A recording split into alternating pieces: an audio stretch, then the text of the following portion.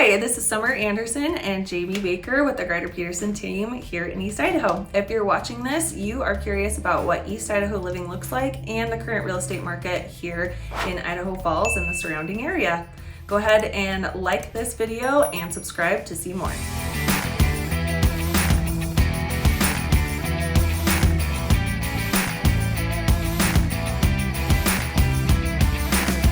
Today we're going to talk about 3 great ways that you can invest in real estate.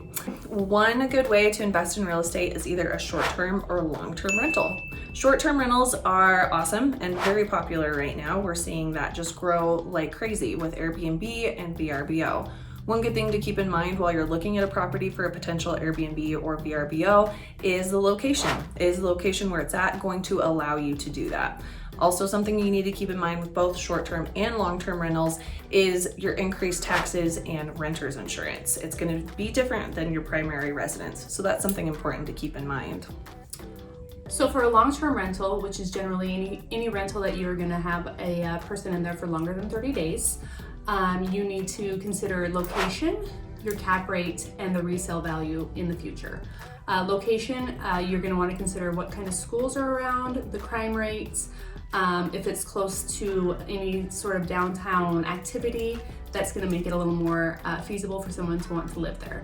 Cap rate is you're going to want to look at your taxes, your insurance, whether there's an HOA fee, and if the renter is going to cover their utilities or if you are going to cover the utilities for them. And then resale, how long are you going to want to keep this property? For a rental property, you're going to want to keep it for over 2 years, generally, to avoid capital gains tax. After that, you're going to have to consider what your resale value is going to be. The longer you keep it, obviously, the resale is going to go up. Yep, and same with short-term rental too. A lot of the same rules apply and you want to keep these in mind as you're moving forward. And also, it kind of depends on what your financing is. If you're not in a position to pay cash, a commercial loan is going to have a higher interest rate than something as if you were purchasing your primary residence. All things to take into consideration. If you need resources on property managers for both long-term and short-term rentals or good lenders to help you with this process, go ahead and give us a call and we've got some great recommendations for you.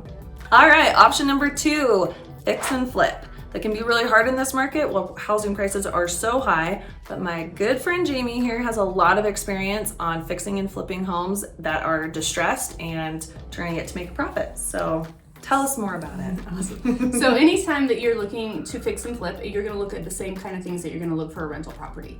Obviously, location is key. You're going to want to resell, and you're going to want that resale to be as high as possible. So location, location, location. A few things to consider when you are calculating your costs. Number one, obviously, is materials. With the market the way it is and the way that materials are either available or not, they can go up and down very quickly day to day. The second thing you're going to want to consider is time. Time is money. Whether it's your time or you're subbing it out to somebody else, time is going to cost you money. The third thing is the cost of contractors or subcontractors. Getting a good subcontractor these days can be difficult, and it's going to cost you that money to get that subcontractor in. And the last thing I'd always consider is permits. You're going to want to do this correctly. You're going to want to make sure that everything's permitted and done up to code. That's going to cost you a little bit of time and it's going to cost you a little bit of money. So before taking on a fix and flip, you're going to want to really, really evaluate all these things. Do your budget and make sure that you're on to make sure that you make the most money. I think something that should probably be considered is design.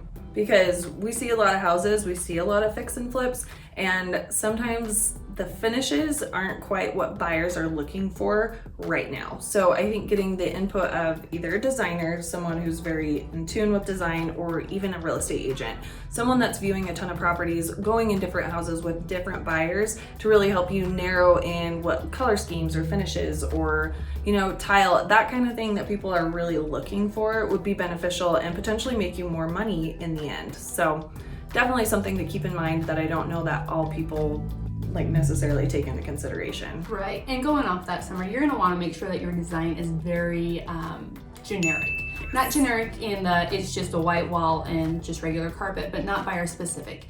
You're not going to want to do anything too bold because you're going to want to attract as many people as possible. Yep, and the more people that are attracted to the property, the more people that look at it, the more offers you're gonna get, the more money you're going to make. So design is definitely something that you need to keep in mind while doing this. And I would say that on short-term rentals too. You want your property to be desirable. Yep. So keep it classy, timeless, and not buyer specific. Yes. Number 3, buy and hold. Buy and hold, generally, when we're talking about this is just a piece of property that you buy, you hold on to it for several years, and then when the market is at a high point, you resell.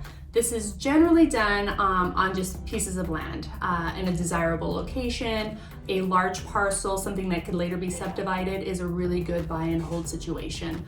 I'm seeing them quite frequently these days. People have a little extra money, a couple $100,000 that they want to be able to invest somewhere. They're not getting it out of CDs, they're not getting it out of other investments, so they're just dropping it into a piece of land, holding it for 10 years, and when that market hits a peak, they're gonna resell.